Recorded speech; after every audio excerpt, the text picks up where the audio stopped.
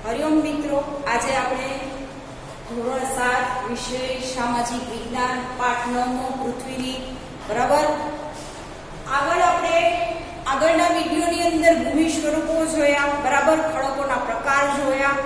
આજના આ વિડિયોની અંદર આપણે જોઈશું ભૂમિ સ્વરૂપોના મુખ્ય જે ભાગો છે, બરાબર એના વિશેની ચર્ચા કરીશું કે મુખ્ય ભૂમિ સ્વરૂપો કયા કયા છે, હવે એ શેના બનેલા છે એના વિશેની આજે આપણે ચર્ચા કરવાની છે, બરાબર. હવે એ સ્વરૂપો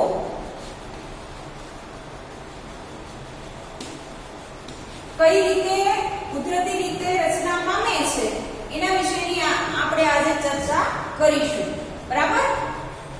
આની આગળ આપણે જોયું કુદરતી રીતે પણ બને છે અને કૃત્રિમ રીતે પણ ઘણી બધી વસ્તુઓનું સર્જન આપણે કરી ચૂક્યા છીએ. ઘણું બધું એવું સંશોધન કર્યું છે કે જેના કારણે એ વસ્તુ પણ શક્ય બની છે, બરાબર ને. હવે ઘસારણ એ ધોવાણ, પરિવહન અને નિક્ષેપણ, બરાબર. હવે કોઈ પણ ભૂમિ સ્વરૂપ છે, કોઈ પણ જમીન છે, એનું ધોવાણ થાય, ઘસારણ થાય, આપણે કોઈ પણ વસ્તુ હોય તો એનું ઘસારણ તો થવાનું જ છે, બરાબર ને. હવે તમે આપણું ઘરથી જ શરૂઆત કરીએ, આપણું ઘર જ જોઈ લઈએ, બરાબર. તો ઘરની એ હાલત કેવી હોય કે ભાઈ દર વર્ષે જો આપણે થોડું ઘણું રિનોવેશન ના કરીએ તો એમાં ઘસારો આપણે દેખાય છે, બરાબર ને. તમે ઘરમાં જો કલર કામ ના કરો, 5 વર્ષ સુધી તમે કોઈ છતનું રિપેરિંગ ના કરો તો ઘર આપણે જોવું ગમતું નથી. ક્યાંક ગાબડા પડી ગયા હોય, ક્યાંક તિરાડો પડી ગઈ હોય, બરાબર, કલર ઉખડી ગયો હોય. એ રીતનું મુખ્ય ભૂમિ સ્વરૂપો પણ આપણે અલગ અલગ જોવા મળે છે, બરાબર. એ સ્વરૂપો કઈ રીતે રચાય છે તો આપણે ખબર જ છે કે નદીઓના કાપથી, બરાબર. નદીઓથી એમ કહેવાય કે અલગ અલગ ભૂમિ સ્વરૂપોની રચના થાય છે, બરાબર. પૃથ્વીના આ ગ્રહ ઉપર એમ કહેવાય કે ભૂમિ સ્વરૂપો આપણે અલગ અલગ રીતે જોવા મળે છે. ક્યાંક કાપવાળા મળે છે, ક્યાંક રેતાળ મળે છે, ક્યાંક ખડકાળ મળે છે, બરાબર. પથ્થરોથી ભરેલા હોય, જ્યાં ખોદો ત્યાં તમને પથ્થર જ જોવા મળે, બરાબર. તો એ જ રીતે મુખ્ય જે ભૂમિ સ્વરૂપો છે એ ઘસારાને કારણે ઉત્પન્ન થાય છે અને નિક્ષેપણ જેવી પ્રક્રિયા દ્વારા ભૂમિ સપાટી સતત બદલાતી રહે છે. શું થાય છે? નવો શબ્દ આપ્યો છે નિક્ષેપણ, બરાબર. નિક્ષેપણ થવાના કારણે આ વસ્તુ ખાસ યાદ રાખજો કે નિક્ષેપણ જેવી પ્રક્રિયા થવાના કારણે ભૂમિ સ્વરૂપો આપણે અલગ અલગ જોવા મળે છે. શું જોવા મળે છે?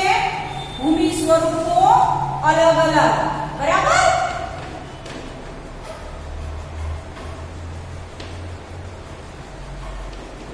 હવે આ નિક્ષેપણની જે પ્રક્રિયા છે એ કેવી છે? કુદરતી છે, બરાબર. ઘસારો થવું, નિક્ષેપણ થવું એ બધી કુદરતી ઘટના છે અને એના કારણે આપણે ભૂમિ સ્વરૂપો અલગ અલગ જોવા મળે છે, બરાબર. આગળ જોઈએ તો પૃથ્વીની સપાટી પર ખડકોના તૂટવાની, ઘસારાની પ્રક્રિયા થાય છે. ભૂમિ સપાટી પર જળ, પવન, હિમ જેવા વિભિન્ન વસ્તુઓ આપણે જોવા મળે છે, બરાબર. ક્યારેક હિમવર્ષા થાય છે, ક્યારેક ઠંડીનું પ્રમાણ વધે છે, બરાબર. ક્યાંક આપણે જોઈએ છીએ અત્યારે હમણાં હાલની પરિસ્થિતિની અંદર સૌરાષ્ટ્રની અંદર ધરતીકંપ જેવી વસ્તુનો અનુભવ થયો, બરાબર. એ પણ વસ્તુ થાય ત્યારે પણ આપણે ખબર જ છે કે ભાઈ ઘણું બધો ફેરફાર થાય છે ભૂમિ સ્વરૂપની અંદર. તો એ જ રીતે અહીંયા પણ આપણે જોઈએ તો ભૂમિ સ્વરૂપો આપણે અલગ અલગ જોવા મળે છે, બરાબર. પવનના કારણે કોઈ એવું તોફાન આવ્યું હોય તો આપણે ખબર જ છે કે વાવાઝોડું કે પવન હોય ત્યારે એ પરિસ્થિતિનું કેવી નિર્માણ પામે છે એ વસ્તુ પણ આપણે અનુભવીએ છીએ, બરાબર. અનુભવી છે અને ટીવીના માધ્યમથી આપણે જોઈએ પણ છીએ કે વાવાઝોડું અને પવન જેવી પરિસ્થિતિ આવી હોય ત્યારે કેવી પરિસ્થિતિ થાય છે, બરાબર. હજારોની સંખ્યામાં તમે જુઓ તો ઝાડ પડી જાય છે, જૂના એવા મકાનો હોય, જૂની એવી ઇમારતો હોય, લાઇટના થાંભલા હોય. એ સિવાય તમે જુઓ તો ઘણી બધી એમ કહેવાય કે કુદરતી જે ઘટનાઓ બને છે એ ઘટનાઓને આપણે રોકી શકતા નથી, બરાબર ને. કેમ કે કુદરતી જે ઘટનાઓ બને એને રોકવા માટે આપણે હજી એટલા એમ કહીએ કે ગમે એટલી સંશોધન કરી લીધું છે છતાં પણ એને રોકી રોકી શકતા નથી. કુદરત આગળ આપણે હંમેશા લાચાર છીએ કે એને જે કરવું છે એ કરીને જ રહે છે. બરાબર? તો આપણે ખબર જ છે કે કુદરતી જે ઘટનાઓ બને છે એ વાવાઝોડાની હોય, ભૂકંપની પરિસ્થિતિ હોય કે બીજી ગમે એ XYZ પરિસ્થિતિ હોય, તો એ પરિસ્થિતિની અંદર આપણે એને રોકવા માટેના પ્રયત્નો તો કરીએ છીએ, પણ એ પ્રયત્નોમાં આપણે બહુ એમ કહેવાય કે આપણે ખ્યાલ જ છે કે ભાઈ ભગવાન સામે લડતમાં આપણે બહુ પહોંચી વળતા નથી. પ્રયત્ન કરીએ છીએ, એમ કહેવાય કે જે થવાનું છે એ થવાનું જ છે. હાલની પરિસ્થિતિ આપણે જોઈએ તો હાલની પરિસ્થિતિની અંદર જે રોગચાળો ફેલાણો છે એને પહોંચી વળવા આપણે ઘણા પ્રયત્નો કરી રહ્યા છીએ. બરાબર? 3 મહિના આપણે ઘરમાં રહેવાનો પ્રયત્ન કર્યો, પછી આપણે જોયું કે હજી હવે ઘરમાં રહેશું તો આનાથી ખરાબ પરિસ્થિતિ ભાઈ અનુભવવી પડશે. કામ ધંધો અને બધું રોજગાર ને બધું બંધ થઈ જાય તો આવનારા દિવસોની અંદર ભાઈ ઘરનો ખર્ચો કેવી રીતે ચાલશે? બરાબર? એવા ઘણા બધા પ્રશ્નો આપણી સામે આવ્યા છે, છતાં પણ આપણે અત્યારે વર્તમાન પરિસ્થિતિમાં જેમ લડીએ છીએ એ જ રીતે કુદરતી જે આફતો આવે છે, બરાબર, એ પવન હોય, વાવાઝોડું હોય કે હિમવર્ષા હોય, બરાબર. આજના જ ન્યૂઝપેપરની વાત કરું તો આજે જ એમ કહેવાય કે હજી શ્રાવણ મહિનાનો પહેલો જ સોમવારની શરૂઆત થઈ છે અને આજે પહેલા જ દિવસે એમ કીધું કે અમરનાથ જે શિવલિંગ છે એ હજી તો દર્શન માટે ખુલ્લું જ છે, ત્યાં એમ કહેવાય કે ભાઈ અડધું પીગળી ગયું છે. તો આ અડધું પીગળી ગયું છે, અમરનાથનું જે શિવલિંગ, બરફનું શિવલિંગ છે એ પીગળી ગયું છે. એના પાછળ પીગળવાના ઘણા બધા કારણો છે, બરાબર. આપણે જે રીતે એમ કહેવાય કે પ્રદૂષણ કરવામાં પાછી પાની કરતા નથી તો આવનારા ભવિષ્યની અંદર આવા ન બનવાની ઘટના બનશે. જે ઋતુ નહીં હોય એ ઋતુમાં વરસાદ પડશે, બરાબર. ગરમીનું પ્રમાણ વધી જશે, ઠંડીનું પ્રમાણ વધી જશે. એ બધા જ ફેરફારો આપણે જોવા મળશે, બરાબર. જો કુદરતનું જે સાયકલિંગ છે એ સાયકલિંગમાં આપણે હવે અડચણરૂપ વસ્તુઓ કરીશું તો આ વસ્તુ બનવાની જ છે, બરાબર ને. હવે આગળ જોઈએ તો ભૂમિ સપાટી ઉપર આપણે જોયું કે જળ, પવન અને હિમ જેવા વિભિન્ન ઘટકો દ્વારા થતા ક્ષયને ઘસારણ કહીએ છીએ, બરાબર. પવન, જળ વગેરે ઘસારાયુક્ત પદાર્થને એક સ્થળેથી બીજી સ્થળે લઈ જાય છીએ તેને પરિવહન કહીએ છીએ. નવો શબ્દ આવ્યો, પરિવહન.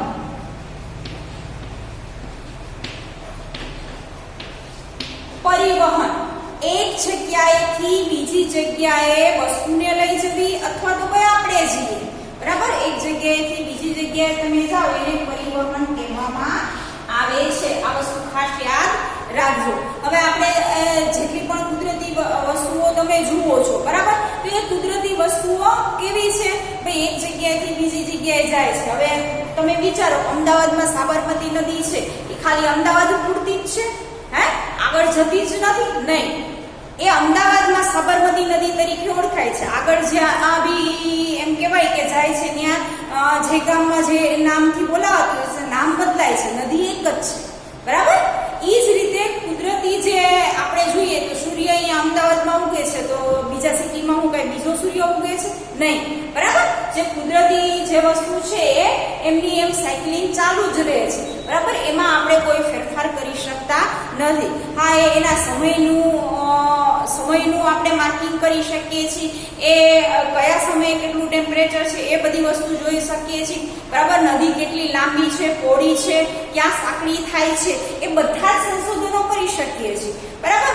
પણ એને રોકી શકવાના આપણે પ્રયત્નો કરી શકતા નથી. કુદરતી જે પણ વસ્તુઓ બને છે એને રોકવાના આપણા પ્રયત્નો હંમેશા થાય છે, પણ આપણે એમ કહેવાય કે જે ભગવાને ધારેલું છે એ વસ્તુને આપણે સ્ટોપ કરી શકતા નથી. ત્યાં આપણે એમ કહેવાય કે હાથ નીચે જ પડી જાય છે, ભાઈ એની સામે લડવાની આપણી તાકાત છે નહીં.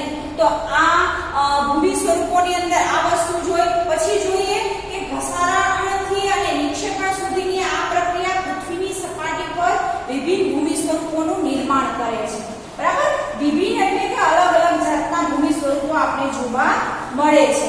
એ ઉપરાંત તમે જુઓ તો નદીનું કાર્ય, બરાબર. ભૂમિ સ્વરૂપો જોયા, હવે આપણે જોઈશું નદીનું કાર્ય. નદી શું કાર્ય કરે છે? કાર્ય એટલે કે નદી કયું કામ કરે છે, બરાબર. કાર્ય શબ્દનો અર્થ શું થશે? કામ કરવું, બરાબર. નદીનું કામ શું છે? હવે તમે જુઓ છો કે ચોમાસાની ઋતુમાં નદીમાં એકદમ પૂર આવે છે. અને આપણે ખબર જ છે કે ચોમાસામાં આપણે જોઈએ છીએ કે વરસાદના કારણે, બરાબર, ચોમાસાની ઋતુમાં વરસાદ હોય અને નદીમાં પાણી હોય જ છે. અને જ્યારે આપણે ઉનાળામાં જોઈશું તો ઉનાળામાં એ નદીનું પાણીનું સ્તર છે કેટલું હશે? ભાઈ નીચું હશે. શું કામ? કે ઉનાળાની ગરમીના કારણે ભાઈ પાણીનું શોષણ થઈ ગયું હશે અને પાણીમાં ઘટાડો જોવા મળશે. ઘણી નદીઓ એવી છે કે ઉનાળામાં સુકાઈ જાય છે, બરાબર. તો એ વસ્તુ પણ આપણે જોવા મળે છે. પણ હવે નદી જ્યારે એમ કહેવાય કે ચોમાસામાં બે કાંઠે જતી હોય અથવા તો ઓવરફ્લો જતી હોય તો એ પાણીના પ્રવાહ સાથે એ ઘણી બધી વસ્તુઓ ભાઈ જોઈએ તો લઈને આવે છે, બરાબર. આપણે જોઈએ છે માટી, ખડક, પથ્થર બધું જ તણાઈને આવે છે. ક્યારેક તમે નાના ગામડાની અંદર જાઓ તો ખાસ આ વસ્તુ જોજો. ચોમાસાની ઋતુમાં અવારનવાર નાની નાની ગામડાઓમાં ઘણી નદીઓ હોય છે, બરાબર. મોટી નદી તો હોય જ છે પણ સાથે સાથે એમ કહેવાય કે નાના ગામડાની અંદર નાની નાની નદીઓ હોય છે અને એની અંદર જે પૂર આવે છે એ પૂરમાં સાથે એમ કહેવાય કે ઘણી બધી વસ્તુઓ પણ તણાઈને આવે છે. અને એ તણાયેલી વસ્તુઓ એક જગ્યાએ જ્યાં એમ કહેવાય કે આપણે ખબર જ છે કે નદી નો પ્રવાહ છે એ બધી એક સરખો જોવા મળતો નથી. બધી જગ્યાએ તમને અલગ અલગ પ્રવાહ જોવા મળશે. જે નદીને જે ઢાળમાં આપણે ઢાળવી હોય એ ઢાળમાં આપણે ઢાળી શકીએ છીએ, બરાબર. આ પ્રયોગ તમે ઘરે પણ કરી શકો છો. કોઈ પાણી હોય તો આપણે પાણી જોઈએ છીએ, જે બાજુ ઢાળ હશે એ બાજુ પાણી જાય છે, બરાબર ને. ક્યાંક એવો ઢાળ હશે કે એક બાજુ એક ખૂણામાં પાણી બધું ભેગું થઈ જતું હશે એટલે ત્યારે આપણા મમ્મી કે વડીલ કોઈ હશે તો એવું જ કહેશે ભાઈ ઢાળી બાજુ એવો છે ને એટલે પાણી એ જગ્યા ઉપર ભેગું થાય છે, બરાબર. એ જ રીતે નદી નાળાની અંદર પણ તમે જુઓ તો ઘણી બધી આપણે પ્રકારની નદીઓ જોવા મળે છે. કોક ધોધ સ્વરૂપે વહે છે, કોક એમ કહેવાય કે શાંતિથી એક જ પ્રવાહમાં વહે છે, બરાબર. નદીઓના પ્રવાહની અંદર પણ આપણે વિવિધતા જોવા મળે છે, બરાબર. ઘણી નદીઓની અંદર આપણે શાંતિથી ભાઈ સ્નાન કરી શકીએ છીએ, બરાબર. જ્યારે એમ કહેવાય કે ઘણી નદીઓ ઊંડી છે, બરાબર, એમાં નાહવા જઈએ અથવા તો કંઈ બીજું કરવા માટે પડીએ તો ભાઈ ડૂબી પણ જઈએ છીએ, બરાબર ને. તો ઘણા પ્રવાહની અંદર આપણે જુદાપણું જોવા મળે છે.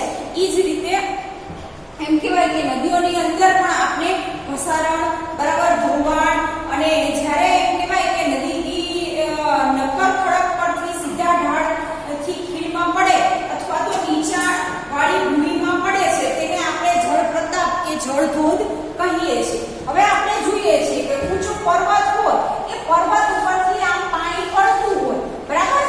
હવે આ પર્વત છે અને પર્વતમાંથી આ નદી નીકળે છે, બરાબર. આવું ચિત્ર તમારા પાઠ્યપુસ્તકની અંદર આપેલું છે, જોજો, બરાબર. પાના નંબર 51 ઉપર આખું આપેલું છે. આ રીતે પથરાની વચ્ચેથી આમ ધોધ પડે છે. આપણે આને જળનો ધોધ કહીએ છીએ. શું નામ આપ્યું છે? જળ ધોધ, બરાબર. જળ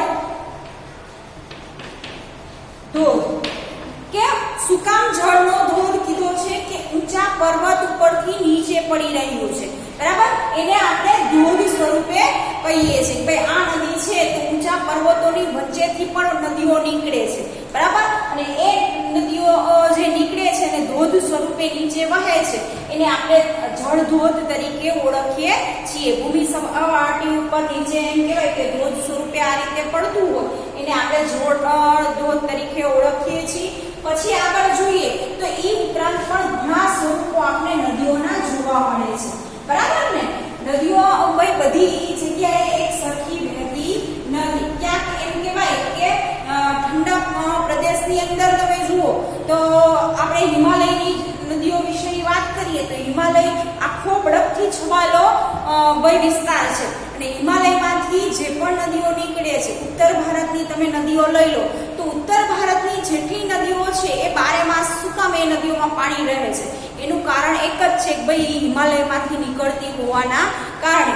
આપણે ખબર જ છે કે હિમાલયની અંદર ભાઈ બરફનું વધારે પ્રમાણ છે, બરાબર. હિમછાદિત આખો પ્રદેશ છે, હિમથી ભરેલો એમ કહેવાય કે આખો વિસ્તાર છે અને ઉનાળામાં જ્યારે એમ કહેવાય કે ગરમી પડે તો પણ ભાઈ બરફ પીગળી અને એ બધી જ નદીઓ ગંગા, બ્રહ્મપુત્રા, ઉત્તર ભારતની તમે જેટલી પણ નદી લઈ લો એ બધી જ નદીઓ ભરપૂર અને એ નદીઓના કાપથી બનેલા, બરાબર, એ નદીઓના કાગથી બનેલા જે મેદાનો છે એની અંદર 12 માસ પુષ્કળ પ્રમાણમાં આપણે ખેતીનું ઉત્પાદન કરી શકીએ છીએ. તમે જોશો તો આ કારણથી પણ ઉત્તર ભારતની વસ્તી વધારે આપણે જોવા મળે છે.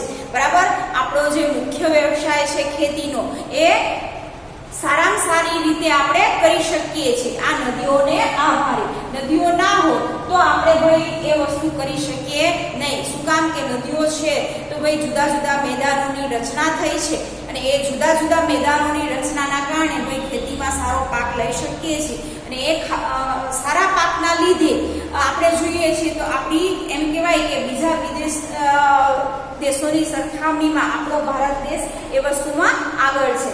હવે આપણે નદીઓના તબક્કાવાર જોઈએ કે ભાઈ કઈ રીતે ધોવાણ થાય છે. અહીંયા મેં આકૃતિ દોરેલી છે. બરાબર, તમારે પાઠ્યપુસ્તકની અંદર પણ પાના નંબર 52 ઉપર આકૃતિ આપેલી છે ધોવાણનો પ્રથમ તબક્કો. બરાબર, તમે 52 માં પેજ ઉપર જોશો તો નદીઓના મેદાનમાં ક્ષેત્રમાં પ્રવેશ કરે છે તો તેને વળાંકવાળો માર્ગ પણ વહેવા લાગે છે. બરાબર, ક્યાંક વળાંકવાળો માર્ગ પણ જોવા મળે છે. અહીંયા નદીઓ કઈ રીતે વહે છે એનો પ્રકાર આપેલા છે. અહીંયા તમે પહેલી જોશો તો આમ સીધી જાય છે. બરાબર, પછી અહીંયા થોડોક વળાંક તમને જોવા મળે છે. ત્રીજી છે તો એની અંદર ભાઈ ખાચા ખૂચીને ઢાળ ને એ બધું જોવા મળે છે અને લાસ્ટમાં જે છે એ જોવા મળે છે. પછીનો જે છેલ્લો ભાગ છે નળાકાર સરોવર એ આપણે અહીંયા દોરી અને જોઈએ કે ભાઈ નળાકાર સ્વરૂપે પણ આપણે નદી વહેતી જોવા મળે છે. લાસ્ટનો જે છે બરાબર આ રીતે આખું તમારી બુકની અંદર ચિત્ર આપેલું છે, તમે જોજો.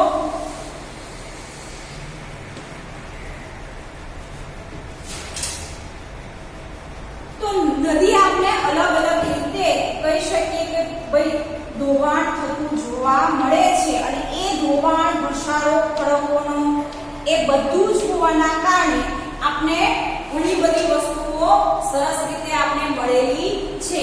બરાબર,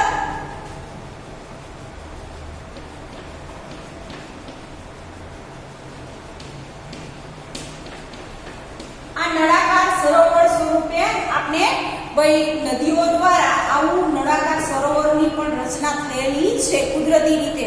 બરાબર, કૃત્રિમ રીતે તો આપણે બનાવી શકીએ છીએ અત્યારે, પણ કુદરતી રીતે પણ આવા ઘણા નદીઓના કાપથી બનેલા આપણે સરોવરો છે, બરાબર, મેદાનો છે, બધી જ કુદરતી ભેટો આપણે મળેલી છે.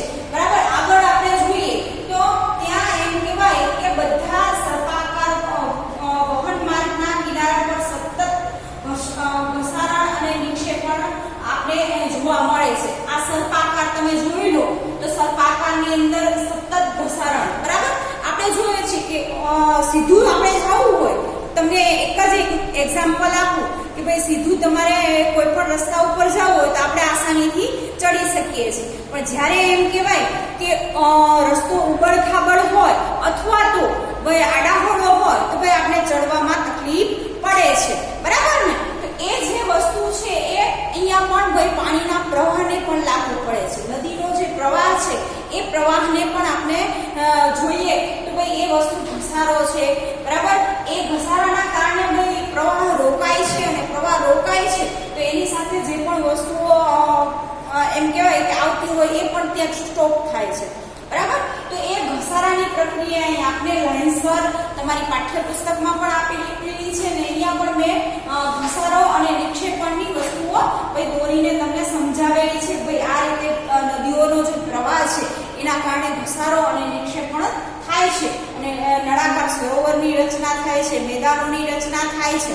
બરાબર, એ બધું જ આપણે એટલું જ ઉપયોગી બની શકે છે. બરાબર, વધુ નિક્ષેપણ પછી આપણે જોઈએ વધુ વળાંક. આ છે એ શું છે? વધુ વળાંક છે. બરાબર, આની અંદર તમે જુઓ તો એકદમ વળાંક વાળું છે એના કારણે વધુ ઘસારો અને નિક્ષેપ પણ આપણે જોવા મળે છે. શું કામ કે અહીંથી ઉપર આવે છે, ફરી નીચે જાય છે, ફરી ઉપર આવે છે, ફરી નીચે જાય છે પાણીનો પ્રવાહ, એના કારણે આ વસ્તુ બને છે. બરાબર, પછી જોઈએ તો નદીના છોડેલા નળાકાર ભાગમાંથી પાણી રહી જાય છે અને તેને નળાકાર સરોવર પણ કહે છે. છેલ્લો જે અહીંયા એમ કહેવાય કે પાણી સ્વરૂપે છોડવામાં આવે અને નળાકાર સ્વરૂપે પાણીનો પ્રવાહ ત્યાં સ્તંભી જાય છે, રોકાઈ જાય છે, એટલે આપણે નળાકાર સરોવરની રચના થયેલી એવું આપણે કહી શકીએ છીએ. બરાબર. પૂર દ્વારા મેં તમને કીધું કે મેદાનોનું નિર્માણ થાય છે. નદીઓ બંને કિનારે મોટા પ્રમાણમાં કાપના, માટી અને નિક્ષેપણની પ્રક્રિયાના કારણે ઘણું બધું એક સાથે લાવે છે. બરાબર. એક ખોદકામ વખતે તમે જુઓ તો દરિયાની અંદર પણ આપણે ભાઈ એના તળિયા સુધી જવામાં બાકી રહેતું નથી. આપણા જે પણ એમ કહેવાય કે સંશોધક વૈજ્ઞાનિકો છે એ દરિયો હોય, જમીન હોય કે આપણે આકાશ હોય, બરાબર, એક પણ વસ્તુ એવી બાકી રાખી નથી કે જ્યાં આપણે સંશોધન કરેલું નથી. બધી જ જગ્યાએ આપણે જઈ અને બધી જ વસ્તુનું એમ કહેવાય કે સંશોધન કરેલું છે. બરાબર. અને એ સંશોધનના આધારે આપણે જોઈએ તો આ બધી જ વસ્તુઓ આપણે ખ્યાલ આવ્યો છે કે ભાઈ નદીઓના આટલા નિક્ષેપણ અને ધોવાણના કારણે આપણે આ બધી જ વસ્તુઓ મેળવી શકીએ છીએ. કાપવાળા મેદાનથી માંડીને સરોવર છે. બરાબર. એ ઉપરાંત તમે જુઓ તો જે પણ વિસ્તારની અંદર નદીઓ પસાર થતી હશે એ આજુબાજુનો તમે વિસ્તાર તમે જુઓ તો આજુબાજુનો વિસ્તાર છે એ એક શુદ્ધ વાતાવરણ સાથે એમ કહેવાય કે વૃક્ષોની સંખ્યા તમને વધારે જોવા મળશે. બરાબર. અને વૃક્ષોની સંખ્યા વધારે હોય તો આપણે ખબર જ છે કે ભાઈ વાતાવરણ ત્યાં ચોખ્ખું આપણે જોવા મળે છે. બરાબર. જે વિસ્તારમાં વૃક્ષોની સંખ્યા ઓછી હશે એ વિસ્તારની અંદર આપણે ભાઈ પ્રદૂષિત વાતાવરણનો સામનો કરવો પડશે. અહીંયા સુધી તમને એમ કહેવાય કે બધી જ વસ્તુઓ સમજાઈ ગઈ હશે. બરાબર. મુખ્ય ભૂમિ સ્વરૂપો વિશેની ચર્ચા કરી, નદીઓનો કાર્યો વિશેની ચર્ચા કરી, ભાઈ નદી કઈ રીતે કામ કરે છે. બરાબર. એના પ્રવાહમાં વહે છે પણ સાથે સાથે આપણે કેટલી વસ્તુ આપતી જાય છે એ વસ્તુની પણ તમને સમજ આપી. એ ઉપરાંત પણ આપણે ધાર્મિક રીતે જોઈએ તો આપણે ધાર્મિક રીતે પણ ભાઈ નદીઓને માતા તરીકે ભાઈ પૂજવામાં આવે છે. બરાબર. તમે જુઓ તો આપણે પૂજા વિધિથી માંડી અને બધી જ વસ્તુઓ આપણે નદીમાં તમે ઘરમાં કોઈ પણ પૂજા વિધિ કરશો તો એ પૂજા વિધિનું તમામ સામગ્રીઓ આપણે નદીમાં પ્રવાહિત કરીએ છીએ. બરાબર. એવું તો આપણા શાસ્ત્રોની અંદર પણ કહેવાયું છે કે ભાઈ ગંગા છે એ સૌથી પવિત્રમાં પવિત્ર નદી માનવામાં આવી છે અને એને એ પૂજાથી અથવા તો ભાઈ એના સ્નાન કરવાથી આપણે ઘણું પુણ્ય મળી શકે છે. આ વસ્તુ પણ એટલી જ એમ કહેવાય કે ધાર્મિક બાબતો નદીઓ સાથે જોડાયેલી છે. બરાબર. એ નર્મદા હોય, ગંગા હોય, યમુના હોય. બરાબર. એ ઉપરાંત ભાઈ અલ્હાબાદની અંદર, અલ્હાબાદ તમે નામ સાંભળેલું જ હશે. બરાબર. એ અલ્હાબાદની અંદર પણ એમ કહેવાય કે ભાઈ ત્રિવેણી સંગમ આવેલો છે. બરાબર ને.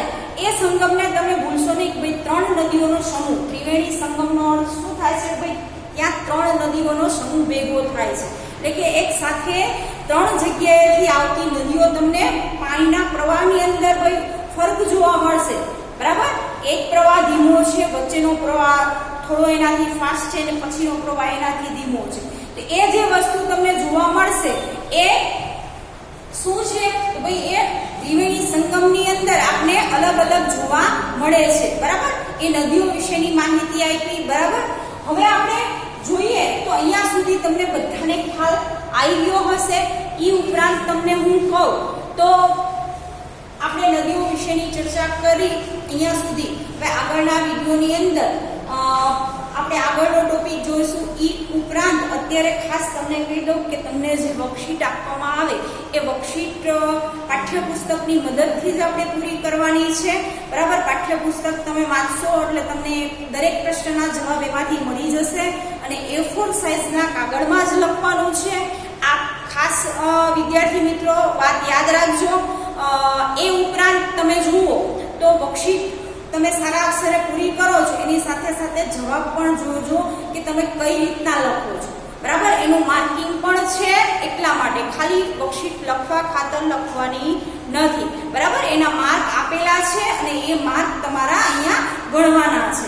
બરાબર ને. તો આપણે ધ્યાનથી ઘરે બહુ ઘણો બધો તમારી પાસે સમય છે તો એ સમયનો ઉપયોગ કરી અને સંપૂર્ણ વર્કશીટ લખતા રહેજો. નમસ્તે.